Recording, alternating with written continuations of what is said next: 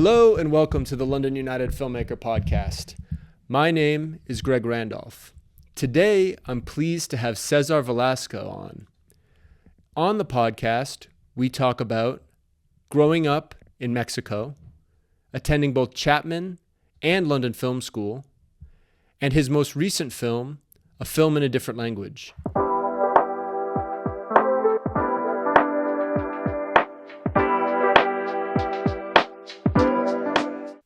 Cesar Velasco, hello and welcome to the London United Filmmaker Podcast.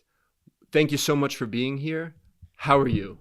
I'm good. Thank you so much, Greg, for inviting me. It's a pleasure being here with you and talking about all these things that we love to do. Yeah, absolutely. It's we've worked together on a lot of different stuff, man. I mean, between Ladies Night, I mean, you've got like some really amazing AD credits, and not only did you go to London Film School for screenwriting, but you've directed a really great short as well, and I'm just so excited to see it. And it just seems like you're in a really great position right now to just continue to grow. And so yeah, I think we have a lot to talk about here. And I think I'm just trying to think about where we would like to start, but I think with most of these at the beginning, and that really is a question about what got you into filmmaking. What is it that really kind of sparked that interest? Maybe we can start there. Yeah, thank you. Well, whenever I think about that, I feel like a lot of people have, really cool stories of, oh yeah, I was making films, since I was 5, or I had like my dad's camera or whatever, like, their Super 8 camera. For me, it wasn't so much that actually, because I didn't know that film itself was the thing I wanted to do until I was in high school. But I knew we had to do it with storytelling and also music. Music was always, one of my most intense passions, I would say. And basically, I do remember when I was younger, I wanted to be some kind of musician or something like that. But I think my storytelling, or my passion for storytelling, came from I used to play a lot with this. I remember there was like a Spider-Man toy, right? It was like this Spider-Man. It had like 360 movement, right? And it was like this little, like, I don't know, like 10-inch figure or something. And even though it was a Spider-Man toy, I would just pretend that it was something else.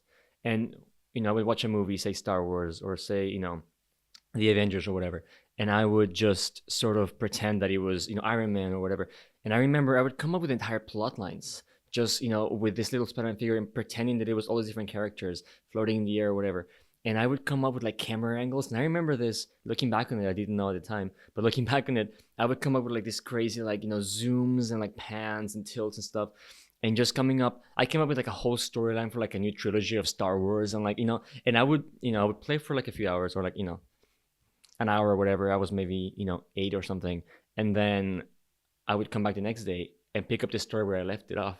So just kind of continue building this lore in my head, and I still didn't really it didn't click for me that it was gonna be film until later. The other thing also was Pixar movies, actually. I think Pixar films were a huge part of my life when I was growing up, and I would watch Toy Story, Monsters Inc., The Incredibles. Those films defined my life. So when I got to high school, I wanted to be an actor. I remember I wanted to be a theater actor at the time, maybe like musical theater, because I love music, and it was a combination of acting and music and everything. And then suddenly I realized that something wasn't clicking with it. Something about maybe also I'm from Mexico and living in the US. I realized that if I wanted to be an actor, there are certain roles that I would probably have access to that weren't necessarily the ones that I wanted to have access to. I wanted to be like a romantic guy or whatever, or and that wasn't oftentimes the characters that I saw Mexicans getting in the US, at least at the time. And so I had the fortune of going to this summer camp in New York called Socapa, which was like a filmmaking summer camp. And that's when it clicked. I fell in love right away. It was this 3-week thing. We did one short film a week, and that was my introduction to the classics, The Godfather, all those films. They would show us all this, Rear Window, like, the opening shot, like all those things that you learn in film school And I was probably 15 at the time. And ever since then, I just fell in love with the process of it. I fell in love with, the camera, the mics and everything, and the editing process, everything. And I just didn't, Cool. I haven't looked back since. Yeah. Cool. So that camp kind of ran you through everything in 3 weeks, and it was like Yes. a complete experience. Yes, it was honestly like amazing because I later, when I went to Chapman, I had, classes my first semester where, in that whole semester, all that we learned was pretty much what we learned in that summer camp. So I think it really did so much for me. I also met one of my closest collaborators as well, my friend, Jason Yamamoto. I met him in the summer camp, and then we went to Chapman together. Nice. And to this day we still work together. And he's one of my closest friends and collaborators, and it's really cool. In what capacity do you guys work? Well, we're working this production company right now together, actually. Oh, really? In LA. Yes. That we kind of started together with another friend as well, Michael Grable. He's an insanely talented director. He's doing a lot of music videos right now. Sure. And so we're trying to work together to the production company as well, and also on his own as well. And he's really, really talented. So, and it's crazy that I met him, when we were 15 or 16, and then we happened to go to the same college together. And of course we texted about it at the time, and we were trying to be roommates and stuff in college, and we ended up spending a lot of time there, and we did become roommates eventually. And he's just one of my closest friends, and whenever I think of people that I just know, they have a future in the industry, and I just know I can trust them entirely. He's the first name that comes to my head. What's the name of the production company? Miyot. Yeah, it's a bit of a mouthful, but it basically means a ray of light in Nahuatl, which is the Aztec language. Cool. It's a company that I started in, I guess, the end of 2022, I think, something like that. And we're just trying to kind of pick it up a little bit more now. In the future, I think my goal would be to go back to the US eventually. So hopefully that can be a path for that to happen. We'll see. Very cool. Very cool. I'm wondering, it's like all these like kind of great pieces that have kind of I guess like kind of formed you as a filmmaker. Could you talk a little bit about your upbringing in Mexico, and just kind of because you have like a really interesting history as to where you learned filmmaking, where you've been. I'm wondering if you could kind of just give us like a quick run through, because I think that it is really interesting and certainly like kind of shaped you. Thank you. I mean, it is kind of it's a bit of a weird story, I guess. But I was born in Mexico. I lived there until I was 15. I didn't speak English until then. I mean, I knew a bit of English. I had a teacher at some point in my school who taught us a little bit, and I could kind of understand phrases. But when I was 15, my family and we moved to Boulder in Colorado. Yep. And one of the reasons why we moved there is because I wanted to be an actor, because I just really loved the process, and I loved music and everything. So I wanted to be in musical theater. And so I had a chance to go to a school that was sort of like a performing arts school in Boulder in Colorado. And basically once I was there, I learned English fully. I was able to become fluent. And I mean, it was tough, but also I'm so fortunate that at my school, because it was so theater focused, I had a lot of chance to work on my diction and to work on like accents and stuff, and my teachers would really help me out with pronunciation and those things, so that I could really try to get. Also, we were doing Shakespeare after like 3 months of being there, and I had no idea what any of those words were. I remember I had to like memorize this little speech for the play. I didn't know what any of the words meant, so I was just memorizing like the sounds. Sure. It was like phonetically memorizing, so those were my first experiences in the US in speaking English. But it was also at this high school where I was able to then go to the summer camp. Then I chose to go to film school, went to Chapman, moved to California, to Orange County. I was there for a few years, and then after that, I had a student visa, so I was able to stay in the U.S. for an extra year. I moved to LA, and I did work over there. I did all sorts of things. I was PA for American Idol, stuff like that. Yeah, that was fun. Know that. Yeah, that was fun. I was doing ADing, second ADing, mainly second ADing for for like small projects, and I was AD for a few short films. I was second AD for like it was like a feature as well at one point. Another friend of mine, also really close collaborator, Alexander Wardak, he's my flatmate actually right now. He was a pretty successful AD for the time that we were there, and so he would get me in, whenever he needed a second or whatever. So yeah, that's how I got some experience ADing, and also how I got experience on set more professionally as well. Yeah, it was really fun. Very cool. There's a lot of directions we could go in from here. I know I want to talk about your ADing experiences and what draws you to ADing. I also definitely want to talk about your short film, A Film in Another Language. But I think I want to continue on the track of kind of going from the past to the present to the future. So I'd like to talk a little bit about your experiences in London, going to London Film School, and the screenwriting and studying screenwriting, and what that was all about. We met on Ladies' Night, which was a term 4 MAF film, which was really one of my favorite experiences from the school. Maybe you can just talk a little bit about, kind of more like the recent past and kind of present, and what you thought of school and just kind of the experiences here. Yeah, I mean, I moved to London because yes, I after finishing my year in LA, my visa ran out pretty much, so I had to decide either finding a way to stay there or go somewhere else. And I did apply to go to Columbia, and I got in. So I was close to going to Columbia University, but the expense of it, I think, felt too much at that time, especially because so much of the financial support in my life came from my parents as well. So it felt, I don't know, I didn't feel like that was the best way to use the resources. And instead, I figured if I could go somewhere else where it was cheaper. I also didn't want to go back to Mexico yet, because I think right now the industry in Mexico is getting better. Sure. But it still wasn't, what I was looking for, and it didn't have the opportunities for me that I wanted.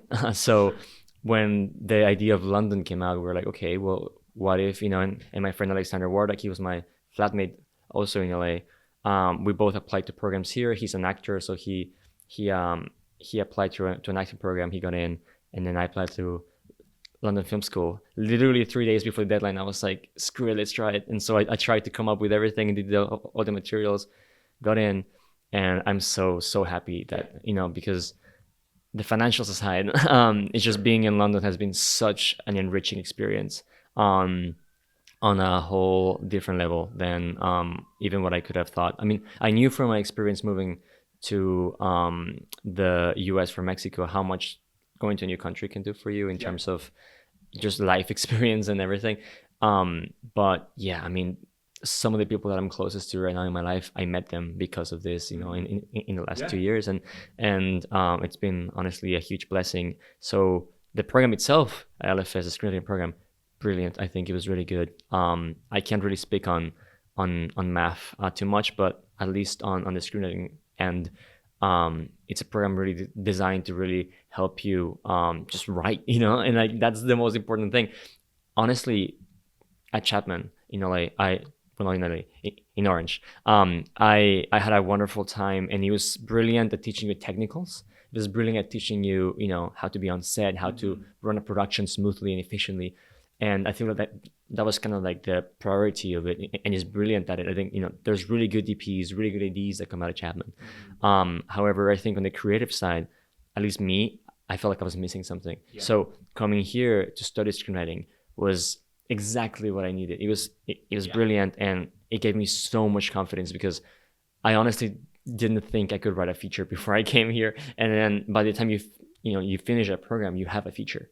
And that alone, even though obviously it's not going to be brilliant, I mean, it's your first feature, there's a lot of things, you're just learning how to do it, but just having one already makes you feel, wow, like I can do another one, and yeah, so I think the industry here has just been, I don't know, I feel very welcomed so far, and I really have enjoyed my experience here, and I hope I can stay here a little bit longer if I can. Yeah, absolutely. I think this almost gets us to the future aspect of things. There's sure. 2 things I want to cover. We had a great experience with our good friend Rodolfo Aguilar Streck in Mexico City and in Xotepec, which is his grandfather's home, about an hour south of Mexico City, if I'm correct. Yeah, close to Cuernavaca. Yes, and my question is I think this we can kind of tackle both at the same time. This amazing experience we had making a film there. I produced the film. You were assistant director for the film.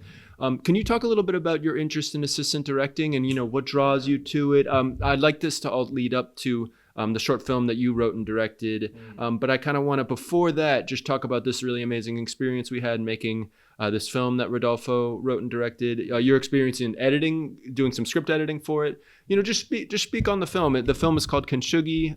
It's currently in post-production. And yeah, we both just had the pleasure of working on this great film. And yeah, it'd be great to hear your thoughts on it. I mean, 100%. I mean, I think ADing came naturally to me as a product of just wanting to be on set, because I feel like most people that I met in film school obviously want to one day be a director, right? Like most people want to get to that level, and I think as you get to that level, everybody kind of picks a thing that they do, besides that, whether it be for some people it's sound or editing or whatever. It's like, what's the thing you can do that's part of the filmmaking craft that you can do as you're trying to, exactly, yes, and as you're trying to even maybe make some money or whatever, as you try to eventually get to directing. For me, that ended up being ADing, because I think so much of what I love about directing has to do with the process of being on set, and also with the actors, so I think the idea of doing something that still lets me be on set, that lets me also have some sort of control as well, I think, which I think it's something that I really want to just trying to kind of mold this amorphous thing that is a set into something that produces, a film. Yeah. Kind of there's a regimented that creates this like beautiful kind of thing. And I think at the end of it, and also how much I get to, to talk to the actors and to interact with them as well. I think there's a lot that I was, that seemed appealing to me about it. And so I ended up doing a lot more. I do enjoy it. However, I also know that ultimately, again, the creative is what really kind of pulls me. So I think what I love the most about ADing is the idea that I can, help a director achieve the better creative vision by making the logistics, be as smooth as possible, because ultimately I think that's what I wish, an AD can do for me as well. So I think even though, yes, it's logistics and everything, what really appeals to me is not logistics, honestly. Like that's, I'm not so much a left-sided, person in terms of the brain. I think I just really do enjoy the feeling of here, let me help you make a film that you feel proud of and that you can really dedicate yourself to creatively. And I think Kintsugi was a really good example of that, where Rodolfo, is a really good friend of mine also, because he's Mexican too. So, we connected. And yeah, I mean, he has a really, really beautiful script. He showed it to me a few months before we even went into pre-production, asking for some notes and thoughts and stuff. And that from the beginning, I just thought, it had a heart and it had a really clear sort of vision. And he's a really talented writer and creative as well. So I was very happy to help. And then going into production and being AD for something that you kind of, were so involved in the creative process was very interesting.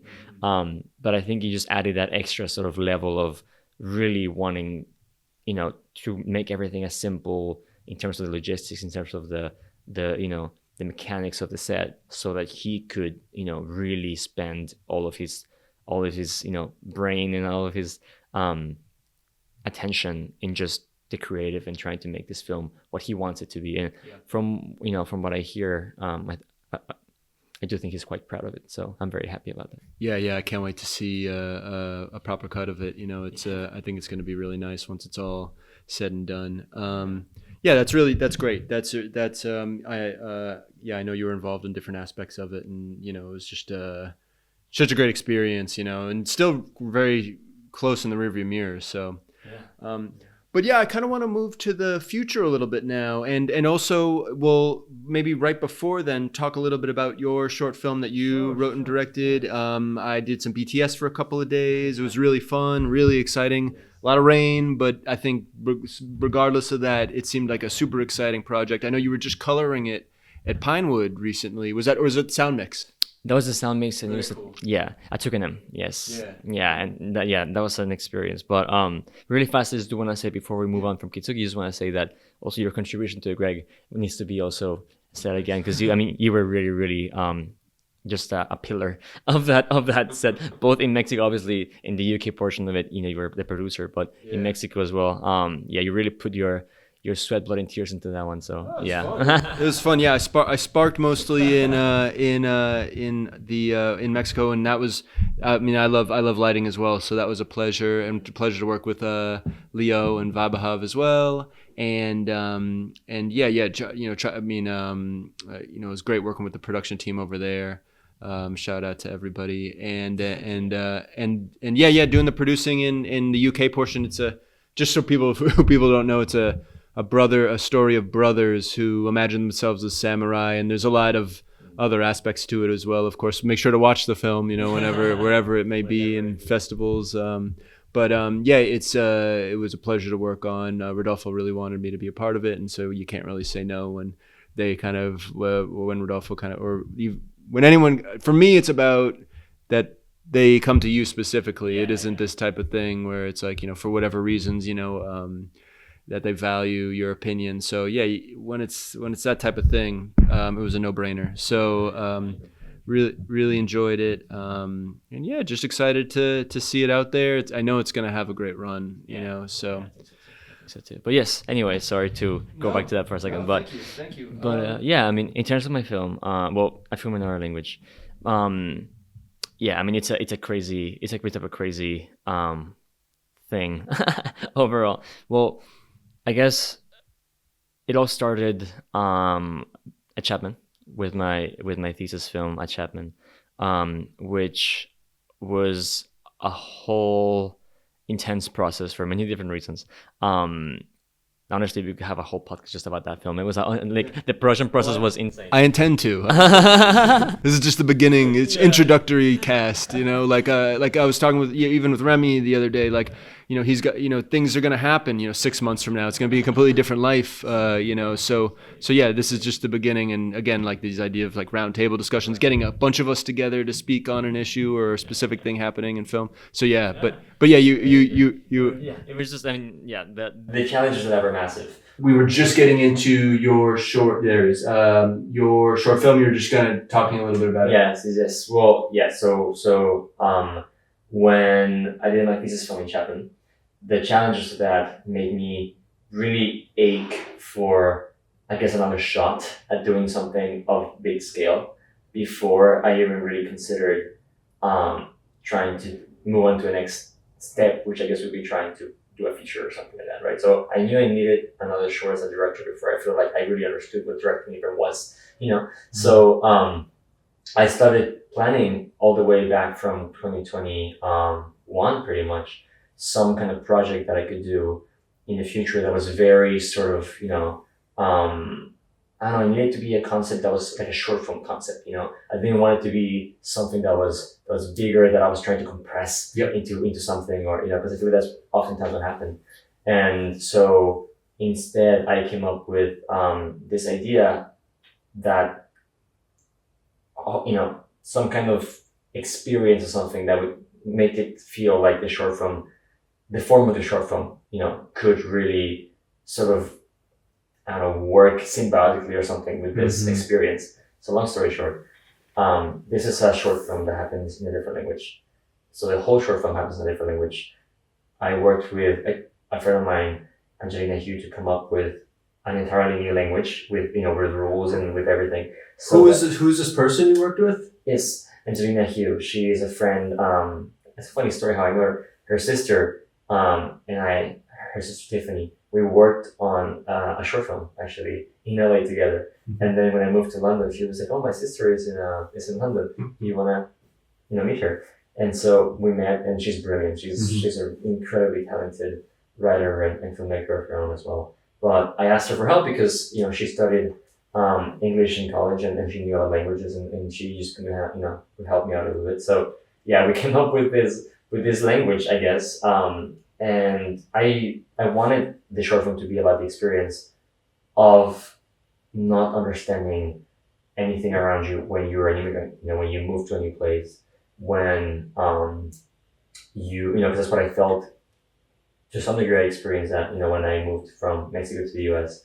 And there's a frustration, you know, when people just don't really put in the time or the patience to try to like understand what you're saying, you know, and they see that you know, are not fluent in this language, and yet they still just kind of dismiss you, you know. So I understand as well that for a lot of people, especially English speakers, they never had to learn a new language, you know. I think most people in the world that are not English speakers at some point have to learn a little bit of English at least, you know, because that's sort of becoming the language of, you know, of the world almost internationally. So you have to know a little bit of it. But people who are English speakers, there's really not you know, a real incentive to have to learn a little bit. Sure, for, you know, it's an enriching thing to do and everything, but it's not like a life or death or like you have to, right? So yes, I think I wanted to give those people just a taste of what it might feel like if you were in a situation where if you could just explain yourself, if you could just have the words to you know,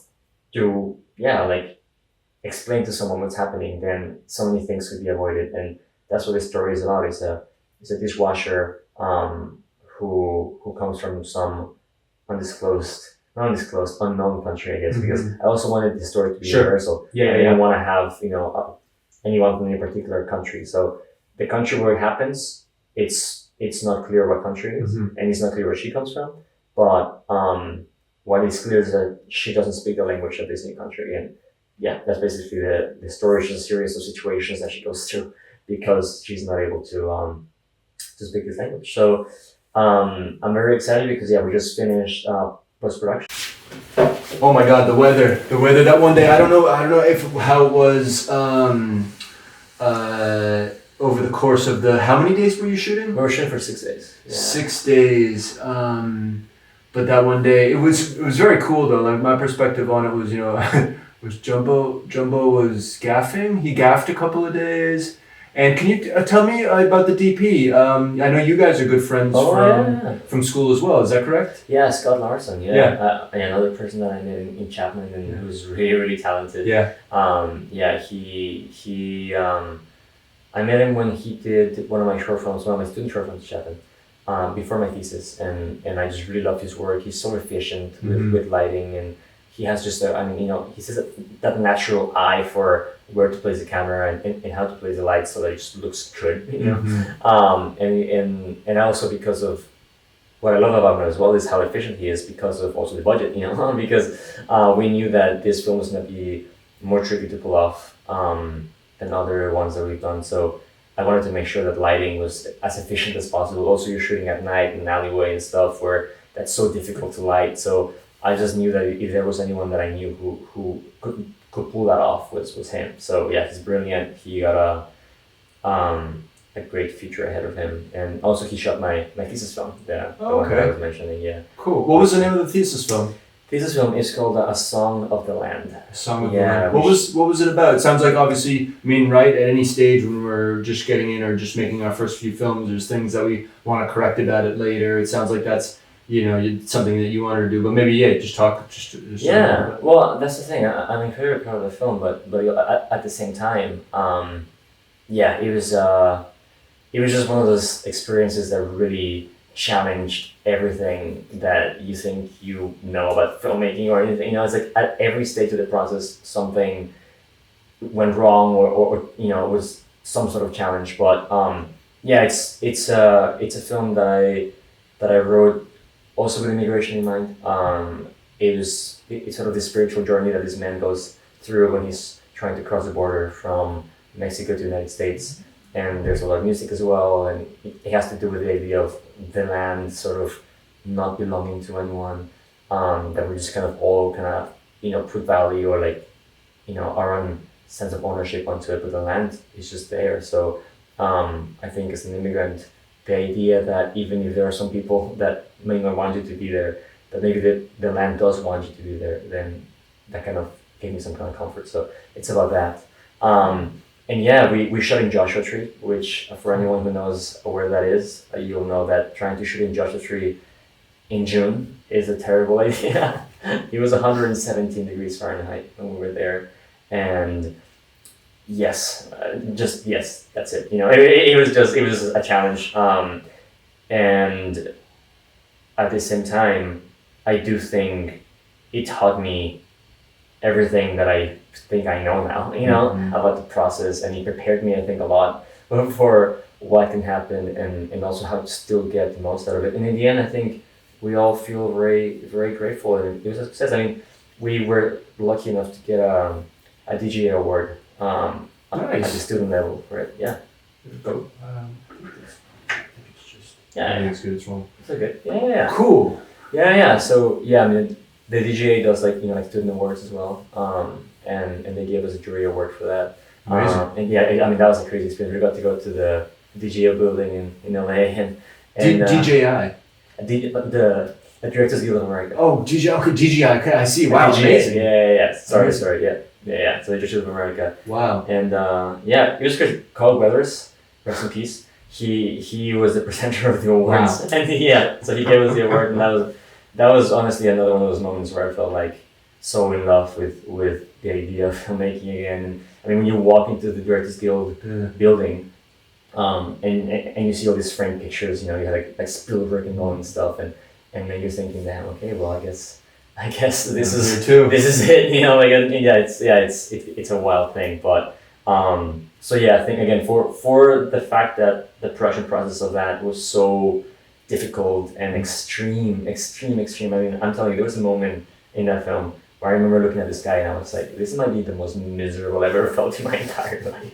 That's saying a lot. Like kind of in some of the situations we've been in. That was terrible, and yet to come out on the other end with such a spirit of resilience from the crew, from the cast. I mean, what they went through was ridiculous, and for all of us to come together and still be able to celebrate it, and for us to get an achievement like that was very, very rewarding. And so after that, then I just knew that I wanted to make something that would I guess be the next step in the challenge, and that was this film. That was a film in another language. So here we are. Yeah. Well, Cesar Velasco, I want to thank you so much for being on the podcast, the London United Filmmaker Podcast. Thank you so much, and I look forward to having you back in the future.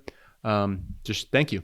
Thank you so much, Greg. It's been a pleasure. I really appreciate it, and look forward to seeing you next time on set as well, whatever that is.